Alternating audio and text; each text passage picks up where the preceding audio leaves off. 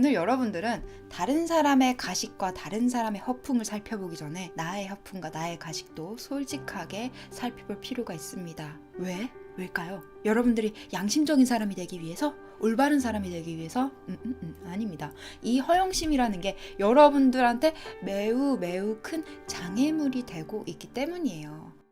허영심에 뒤따라오는 부작용 궁금하시죠? 자, 지금까지 여러분들이 몇 개의 부작용을 경험하셨는지 한번 체크를 해보세요. 허영심을 여러분들이 쫓게 되었을 때 얻는 부작용 첫 번째는요, 자기 객관성이 떨어짐으로 자기한테 맞지 않는 선택을 하면서 불편함을 감수하게 된다. 내가 되고 싶은 존재나 내가 갖고 싶은 것들이 무분별하게 많아지면 나의 욕망과 나의 기대와 나의 바람을 무분별하게 끝도 없이 탐하게 되면 한 가지가 아니라 아주 많은 것들을 기대하고 욕심내게 돼요. 그냥 자기의 상태를 개무시하고 아무거나 쫓게 되어버리는 거예요. 아무나 다 되려고 하는 거예요. 사랑만 받을 수 있다면, 인정만 받을 수 있다면, 박수만 받을 수 있다면 나는 이 사람도 될 거고 저 사람도 될 거고 저 사람도 될 거고 저 사람도 될 거야. 뭐만 빼고 나만 빼고 나의 특성만 빼고 나의 특성이랑 비슷한 모습을 가진 사람들은 눈에 안 들어와.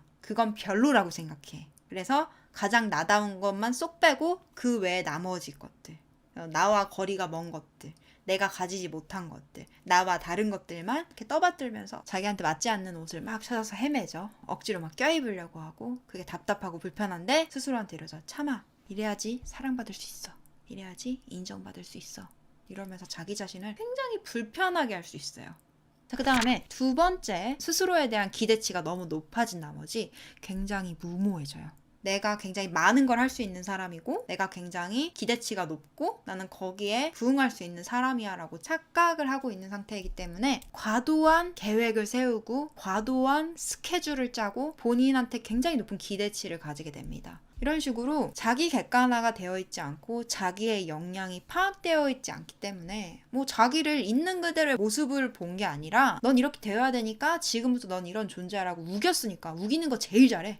이중인격처럼 나는 대단한 측면이 있고 되게 초라한 측면이 있고 대단한 측면에 내가 초라한 측면에 나를 마구잡이로 때리면서 야, 이 눈치 없는 자식아, 내가 이렇게 대단한 사람인데 제대로 후광 안 만들래? 이렇게 한심하게 행동할래? 좀 제대로 하란 말이야. 아우 정말 창피해 죽겠어. 동네 창피하게 뭐 하는 거야. 이러면서 이중인격이 돼버리죠. 구박하는 자기 자신과 구박당하는 자기 자신. 이런 정말 슬픈 상황이 벌어져 버립니다. 자, 그래서 스스로에 대한 기대치가 너무 높아진 나머지 굉장히 무모해진다는 점. 그래서 세 번째로 어떤 부작용이 또 추가적으로 따라오냐면요. 자기 객관화가 안 됐어. 자기 능력치 파악이 안 됐어. 현실 파악이 안 됐어. 자기는 막 자기 욕망대로 다 곧바로 할 수 있는 사람이라고 망상을 쓰고 있어. 그래서 무모하게 행동을 해버렸어. 자, 그 다음에 여러분들이 마주하게 되는 건 필연적으로 상실과 절망과 실망입니다. 안 됐네. 쫄딱 망했네. 생각보다 세상에 내가 되게 존재감이 없는 사람이네. 내 기대대로 잘 안 풀리네. 뭐지? 실망도 하게 되고 절망도 하게 되고 굉장히 의기소침해지기도 하고 이제 이런 상황을 필연적으로 만나게 되는 거예요. 왜냐면 너무 무모했잖아. 자, 그 다음에 네 번째 부작용은요. 이러다 보니까 자기 불신 얻게 되죠. 난 날 믿었는데 내 자신을 더 이상 믿을 수가 없어. 내가 나를 통수쳤어. 잘할 수 있다며. 잘할 거라며. 자신 있다며. 허영심에 빠져있는 순진한 사람들은 믿었던 나한테 배신감을 느끼게 되죠. 그래서 자기 불신을 가지게 돼요. 더 이상 너의 열망도, 너의 소망도, 너의 꿈도, 너의 의지도 믿지 않을 거야. 너의 자신감도 믿지 않을 거야. 그리고 자꾸만 나를 희망 고문하는 너를 혐오해. 나의 기대대로 행동해주지 않는 너를 혐오해. 이러면서 이 자기의 욕구를 어떻게 감당하지 못하니까 이 욕구 불만이 생기니까 이 욕구 불만에 대한 탓을 누구한테 돌린다? 나한테 돌린다. 나는 너를 너무너무 싫어하고 너무너무 저주할 거야. 널 부정할 거야. 널 인정해주지 않을 거야. 이러면서 자기 혐오하는 상태에 빠지게 되는 겁니다.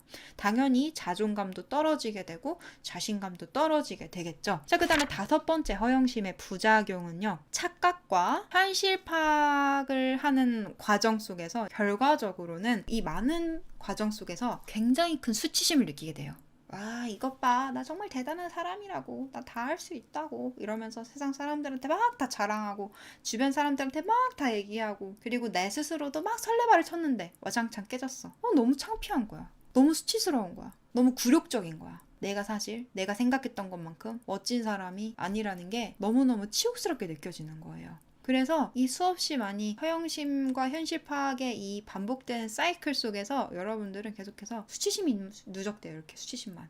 그래서 나중엔 어떻게 되냐면요. 가만히 있어도 부끄러워. 내 자신이. 그래서 그 뒤로는 숨게 돼요.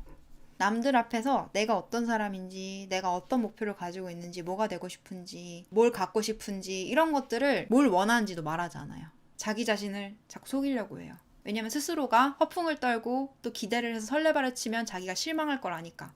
자, 그 다음에 6번째 허영심에 뒤따라오는 부작용은요. 주변 사람들로부터 진실되지 못한 허풍을 떨거나 거짓말을 치는 사람이 됩니다. 여러분들 스스로가 알 거예요, 이미. 물론 내가 뭔가가 되고 싶고 내가 뭔가가 하고 싶다라는 얘기는 할 수도 있는 거예요. 하고 나서 그냥 그 얘기를 하는 것만으로 만족할 수도 있고 열심히 노력했는데 안 될 수도 있겠죠. 근데 내가 실제로 자아실현하는 것에 실패하고 속도가 더딘 만큼 거기에 대한 결핍을 다른 사람들한테 과시를 하고 허영심을 드러냄으로써 채우려고 하면은 굉장히 골치 아파집니다.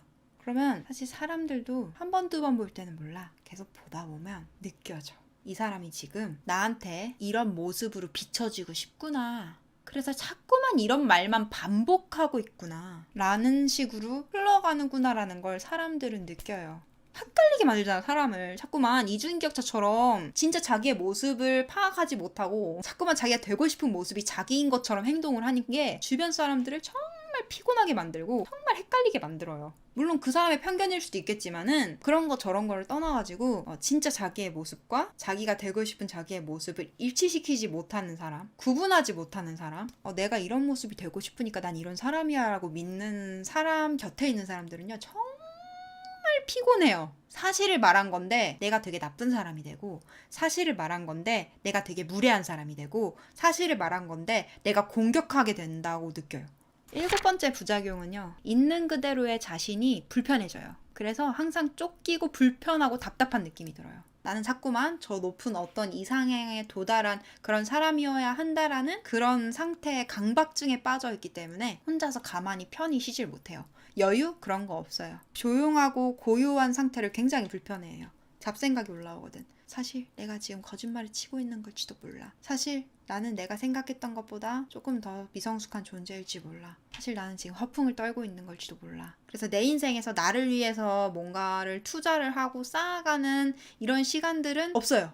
자꾸 사람들한테 나가서 물어보거든. 사람들한테 나가서 자랑하거나 과시하고 인정받고 물어보고 여기에다가 나의 시간을 다 써요. 돈도 걷어 다 써요. 나의 외모를 가꾸고 내가 더 있어 보이는 사람으로 비춰질 수 있게 명품을 소비하고 명품을 걸치고 그리고 막 화려해 보이는 이런 외형을 갖춰가지고 사람들한테 막 박수를 받아. 그러면 됐어. 내가 원하는 내가 됐어. 충분해. 근데 난 때때로 이렇게 내 자신이 너무 의심스럽고 싫지? 이러면서 괴리감에 빠지게 되는 거죠. 이제 8번째 부작용은요. 자기 마음을 털어놓고 솔직하게 진심을 교감할 인간관계가 없어요. 왜? 괜찮은 척 해야 되거든? 잘난 척 해야 되거든? 행복한 척 해야 되거든? 자랑스러운 척 해야 되거든? 그래서 자기가 때때로 힘들고 고민이 들고 부족한 사람이라는 걸요. 주변에 말을 못하겠어. 티를 못 내겠어. 속상한 것도 못 털어놓겠어. 그나마 내 삶이 비참하고 초라한 순간에 사람들한테 이렇게 흉내라도 내면서 인정이라도 받으면서 그래 너 잘 산다 열심히 산다 이러면서 내가 버텨왔는데 내 이미지까지 무너지면 내 자존심까지 무너지면 내 삶이 너무 아무것도 없게 될 것 같아. 남는 게 없을 것 같아. 마지막 남은 자존심이라도 지키자. 그래서 내 진심을 털어놓을 사람이 없어져요. 9번째 허영심의 부작용은요. 조건적으로 스스로를 대하기 때문에 욕망에 따라서 엄격한 잣대를 요구하게 되고 그냥 자기 자신을 있는 그대로 봐주는 게 아니라 자기의 욕망에 부응해야 되는 어떤 도구로서 스스로를 바라보게 되는 거예요. 존중감, 자아존중감 이런 거 없지. 난 물건이야. 내 기대대로 나의 목적을 달성하는 데 소비되는 수단이자 물건인 거밖에 안 되는 거예요. 물건이니까 내 몸이 망가지든 말든 날 막 굶겨, 뜯어 고쳐. 이런 시술들이 내 몸에 얼마나 부작용이 생기는지 모르고 위험한지 점검하지 않고 그냥 막 해. 그냥 당장에 내가 사랑받기에 너무 불편한 외모니까 머리부터 발끝까지 검증도 되지 않은 시술들을 막 해. 내 몸이 건강하든 건강하지 않든 그건 중요하지 않으니까 내 몸을 망가뜨리면서까지 쫄쫄 굶어가지고 사람들한테 사랑받을 수 있는 몸을 만들 거야. 내가 힘들게 벌어서 모은 돈으로 많은 것들을 해야 됨에도 불구하고 과소비를 하고 빚을 내고 그 빚에 저당 잡혀서 또 힘들게 노동을 해야 됨에도 불구하고 몰라. 나는 지금 이 순간 나의 욕구에 나의 욕망에 충실하고 사람들한테 이런 모습으로 비춰지기 위해서 과소비를 할 거야. 이렇게 스스로를 도구 취급하게 돼버려요. 자, 그 다음에 10번째 부작용은요. 현실을 부정하고 환상 속에서 일희일비하거나 또는 현실을 깨닫고 무기력에 빠지거나 이 두 가지 상태를 왔다 갔다 합니다. 내가 아직도 그 존재라고 내가 바라는 그 모습이 지금 모습이라고 착각에 빠져있을 때는 작은 거 하나에도 기뻐했다가 또 작은 증거를 보고 너무 슬퍼했다가 다시 기뻐했다가 슬퍼했다가 결국에 현실을 깨닫게 되고 무기력에 빠지거나 허영심은 여러분들을 둘 중에 하나를 반복하게 합니다. 그래서 여러분들이 희망을 안 믿었던 거예요. 꿈을 싫어했던 거예요. 결국에 필연적으로 여러분들이 일희일비하면서 감정 소모 엄청 하고 감정 노동 엄청 하다가 결국에 무기력해질 거를 아니까. 근데 이건 여러분들의 꿈이 잘못한 것도 아니고 여러분들의 열망이나 여러분들의 희망이 잘못한 건 아니에요. 그 다음에 11번째 부작용은요. 자신의 삶, 자기의 존재, 이 세상을 원망하고 가진 자들을 질투하고 원망하게 되는 딜레마에 빠지게 돼요. 나는 너무너무 저걸 가지고 싶어. 근데 결국에 내가 그런 존재가 아니라는 걸, 지금 당장은 아니라는 걸 확인하게 됐어. 무기력에 빠지게 됐어. 그러면서 이따금씩 또다시 착각에 빠지면서 일희일비하다가 또다시 무기력해지고 이 상태를 반복하면 결국에 사람은 무기력해지거든요. 굉장히 수용적이게 돼요. 아무런 열망도 아무런 기대도 가지지 않으려고 하고 현상 유지만 하려고 해요. 그냥 무기력하게 있어요. 근데 내 안에 이 자아실현에 대한 욕구는 여전히 남아있는데 이 욕구불만은 어디로 갈까요? 나랑 비슷한 것들을 이루거나 뭐가 됐든 간에 멋져 보이는 사람들, 행복해 보이는 사람들, 빛나 보이는 사람들을 보면은 막 깎아내리고 싶다는 거지. 그리고 그런 걸 이룰 수 없는 자기 자신한테도 화가 나고 결국에는 세상에 대한 원망으로 가요. 피해 의식이 생기게 됩니다. 그러면서 굉장히 반사회적이고 배타적이고 모나하고 뾰족한 그런 마음을 가지게 돼요.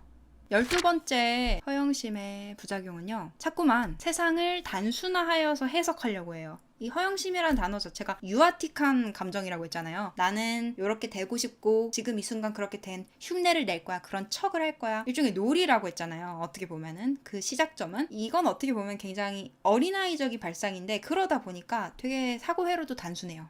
내가 갖고 싶고 그렇게 믿으면 그렇게 될 거야. 라고 생각을 해버리니까 세상 모든 현상들을 단순화시키려고 해요. 자꾸만. 저 사람은 왜 됐지? 그래서 자기가 원하는 지점에 도달한 사람을 관찰을 하면서 자기가 부러운 사람한테 물어봐요.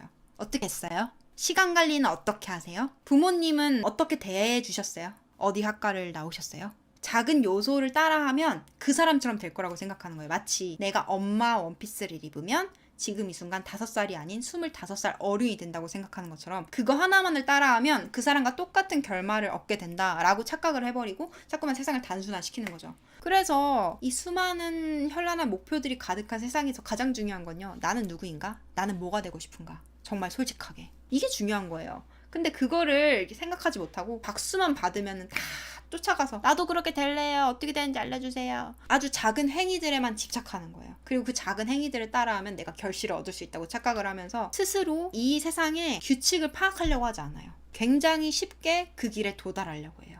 자기가 단순화해서 세상을 바라보면 세상이 단순해진다고 착각해요. 그래서 자꾸만 모든 세상의 이치를 자꾸만 요약하려고 해요. 결과적으로는 어떻게 되냐면은 모든 것들을 단순화하다 보니까 본인의 예측과 본인의 계산이 다 틀려요. 나름대로 애를 썼는데 노력을 했는데 뜻대로 안 풀려 인생이.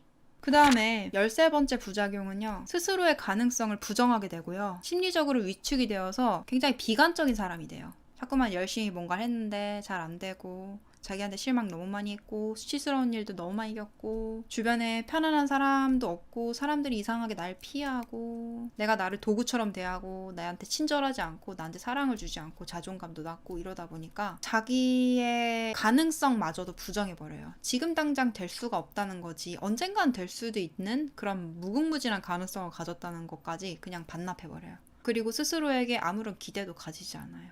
적당한 기대를 가지고 그에 맞는 노력을 하는 게 맞는 거지, 기대를 아예 아무것도 가지지 말라는 뜻은 아니거든요. 그건 진짜 너무 슬픈 일이야. 그거는 심리적인 죽음이나 마찬가지예요. 나한테 아무 기대도 안 한다? 이 삶에 아무런 기대도 안 한다? 그거는 육체만 죽는다고 죽음이 아니잖아요. 심리적인 죽음이에요. 여러분들은 마치 사망 선고를 받은 사람이 되어서 망자인 것처럼 살아가게 될 거예요. 마지막으로 14번째 허영심의 부작용은요, 더 쉽게 허영심에 휘둘리게 돼요. 이런 비참한 상태에서. 그래서 가짜 성취감에 빠집니다. 자꾸만 역할놀이. 내가 초라하다고 느끼는 만큼 더 거칠어진 행동을 많이 해요. 사람들한테 어떤 대우를 받는지가 더 중요해져서, 사람들한테 어떤 사람으로 기억되는지가 더 중요해져서 다른 사람들의 눈을 굉장히 많이 의식하고, 이미지 관리에 더 강박적으로 힘을 쓰고, 집에 와서도 계속 생각해. 그 사람은 나를 어떻게 생각했을까? 어떻게 생각했을까? 작은 거 하나하나에도 의미 부여하고, 남들이 날 어떻게 생각할 건지가 너무 신경이 쓰여가지고 거의 노이로제가 걸리고, 그래서 사람도 못 만나겠고, 한편으로는 그런 상황에서 도피하기 위해서 즉각적인 쾌락에 중독이 돼요. 먹는 거, 술, 담배, 마약, 섹스, 쇼핑, 뭐가 됐든 간에 즉각적으로 나를 과시할 수 있고 나를 긍정적으로 드러낼 수 있는 그런 수단에 집착을 하거나, 아니면 즉각적으로 쾌락을 느끼면서 지금 이 쓰디쓴 현실을 잊을 수 있는 것들에 중독이 되고 자꾸만 빠지게 돼요. 그러면서 이제는 진짜로 알맹이도 없으니 껍데기라도 유지해야지 라는 심정으로 껍데기를 치장하는데 엄청 치중을 하게 됩니다. 진짜 내가 어떤 사람인지와 상관없이 완벽하게 내가 되고 싶은 나의 성격을 세팅하고 그렇게 흉내를 내고 주변 사람들한테 그런 척을 하고, 거기에 걸맞게 외형을 갖추고 거기에 걸맞게 소비를 하면서 뒤에서 개고생을 하면서 이중생활을 하게 되는 거죠. 세상은 단순하게 흘러가지 않아요. 단순해 보일 순 있어. 보는 사람이 그렇게 보니까. 굉장히 많은 원인과 복잡한 요소들로 인해서 그 과정에 도달하게 돼요. 그럼에도 불구하고 단순한 걸 바라신다면 제가 딱 하나로 요약을 해드릴게요. 나를 바꾸세요. 나라는 복잡한 존재가 세상과 부딪히면서 자꾸만 어떠한 값을 도출해내니까 그냥 나라는 슈퍼컴퓨터를 바꾸세요. 정 모르겠다면. 내 프로그래밍 자체를 바꾸세요. 프로그램을 바꾸면 어떤 행위들을 하고 어디에서 누구를 만나도 나는 건강하게, 지혜롭게, 올바른 방향으로 나아가고 있을 거니까.